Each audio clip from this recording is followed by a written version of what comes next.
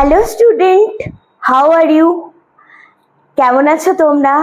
আশা করছি তোমরা সকলেই ভালো আছো। তো আমি বেশি কথা বাড়াবো না, সংক্ষেপে তোমাদের আজকে ভয়েস চেঞ্জটা কিভাবে হয় তা নিয়ে আলোচনা করব।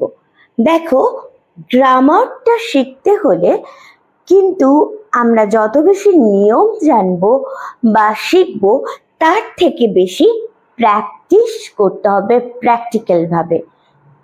ঠিক আছে, তাহলে আমরা এখন চলে আসি ভয়েস চেঞ্জে। ভয়েস চেঞ্জ,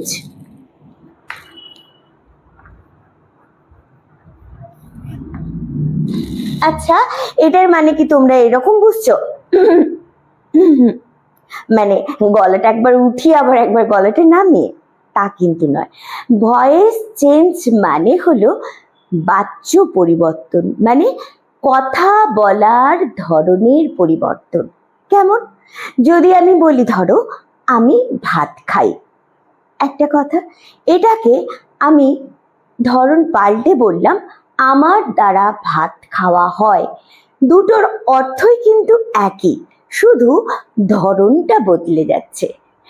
একটা আমরা সরাসরি বলছি আর একটা একটু ঘুরিয়ে বলছি। যেমন সেটা কেমন? ধরো একটা চক আমি সরাসরি এভাবে ধরলাম, যেভাবে বললাম আমি ভাত খাই, আবার একটু ঘুরিয়ে চকটাকে ধরলাম, বললাম আমার দ্বারা ভাত খাওয়া হয়। এই একবার সরাসরি বলছি আর একবার ঘুরিয়ে বলছি। যেটা সরাসরি সেটা অ্যাক্টিভ, যেটা ঘুরিয়ে বলছি সেটা প্যাসিভ। তাহলে আমরা ভয়েস থেকে দুটো ব্যাপার পেলাম, একটা হলো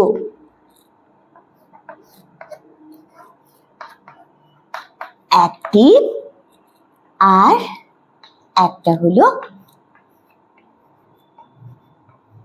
প্যাসিভ। এই অ্যাক্টিভ বলতে কি আর প্যাসিভ বলতে কি, তার আগে কিন্তু আমাদের সাবজেক্ট, ভার্ব আর অবজেক্ট সম্বন্ধে একটা ধারণা করে নিতে হবে। আমি তার আগে একটু বোর্ডে লিখছি subject plus verb plus object. English সেন্টেন্সগুলো কিন্তু আমরা এই নিয়মে করে থাকি। যেমন ধরো আমরা বলি আই প্লে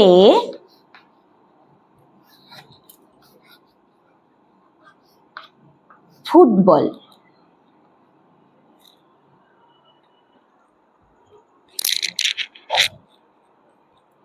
সরি, আমি এখানে একটু সময় নিয়েছিলাম, আই প্লে বল লিখছি।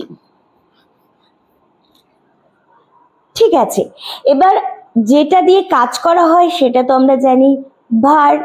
তাহলে এখানে আমাদের এই প্লেটা হলো ভার্ব। আর যে বাক্যে কাজটা করে, কাজটা এখানে কে করছে? আমি। তাহলে আমিটা হলো সাবজেক্ট। আর যে কাজটা কর্তার দ্বারা যা কাজ করা হয়, যা কিছু ক্রিয়ার কাজ সম্পাদন করা হয়, সেটা হলো কর্ম বা অবজেক্ট। তাহলে আমি কি খেলি? বল। তাহলে বলটা হয়ে গেল অবজেক্ট। দেখো আমি সেভাবেই লিখেছি। তাহলে আমরা সাবজেক্টটাকে আরো একভাবে বা অবজেক্টটাকে আরো একভাবে বলতে পারি। যেমন ক্রিয়া পদের সাথে কে দিয়ে প্রশ্ন করি, কে খেলে? আমি। আইটা তখন সাবজেক্ট। আর কি বা কাকে দিয়ে প্রশ্ন করলে যে উত্তর পাওয়া যায় সেটা হলো অবজেক্ট। কি খেলি? বল।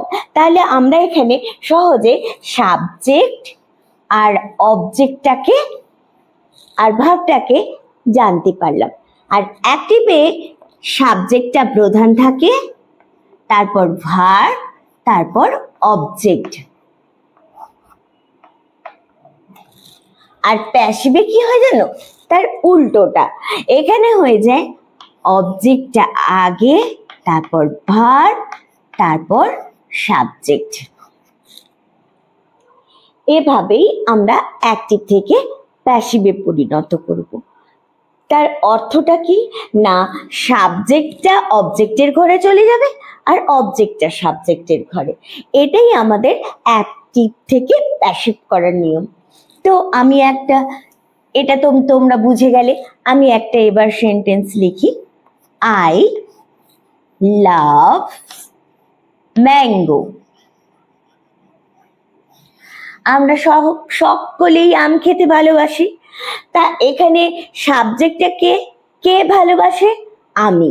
তাহলে আমরা এটা বুঝে গেলাম যে এটা সাবজেক্ট, আইটা সাবজেক্ট। এই লাভটা কি? লাভটা কিন্তু ভার্ব, লাভটা কিন্তু ভার্ব, যে কোনো কাজ করা ভার্ব। আর কি খাই, কি ভালোবাসি? না আম। তাহলে এই ম্যাঙ্গোটা কিন্তু অবজেক্ট।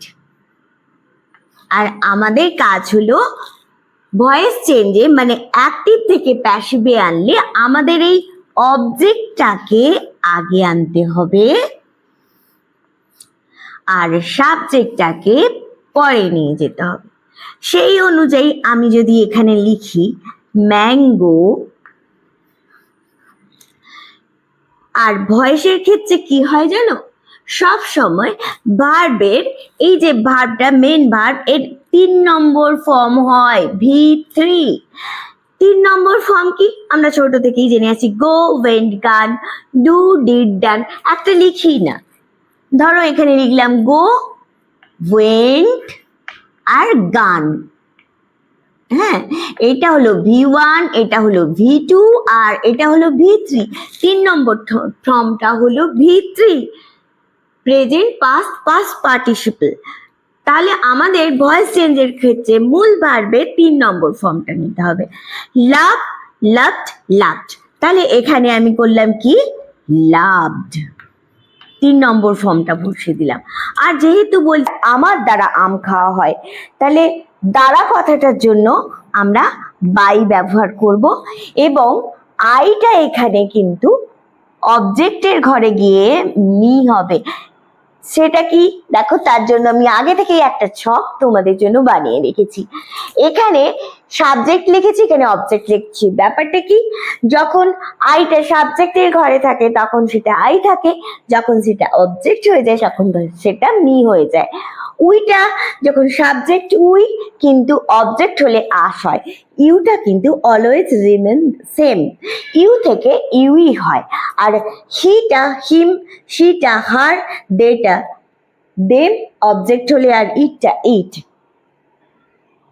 তাহলে আর আমাদের অতিরিক্ত ভার্ব এখানে ভয়েস চেঞ্জের ক্ষেত্রে ব্যবহার করতে হবে, সেটা হচ্ছে বি ভার্ব। প্রেজেন্ট টেন্সের ক্ষেত্রে আমরা অ্যামিজার ব্যবহার করব, আর পাস্ট টেন্সের ক্ষেত্রে আমরা ওয়াজ বা ওয়ের ব্যবহার করব। তো এখানে লাভটা সহজেই বুঝতে পারছো প্রেজেন্ট টেন্সে আছে, তাই এখানে ম্যাঙ্গোর পরে অ্যামিজারের নিশ্চয়ই ইজি বসবে যেহেতু এটা সিঙ্গুলার। তাহলে চেঞ্জের পরের রূপটা কি এলো, mango is loved by me. গ্রামারটা আমরা প্র্যাকটিস করি তাহলে সহজে বুঝে যাব।